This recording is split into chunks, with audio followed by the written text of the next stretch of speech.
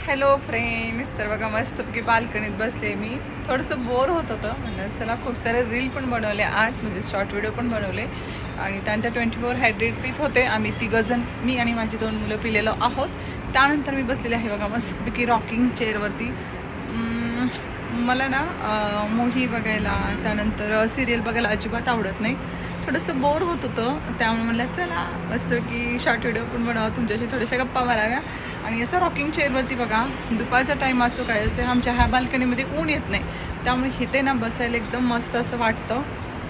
ते बघा बाल्कनी आमच्या अशा पद्धतीने आहे, खूप छान अशी आहे आणि बसल्यानं खूप छान असं वाटतं. समोर सगळं असं ऊन आहे, असं एकदम हे वाटतंय खरं तर.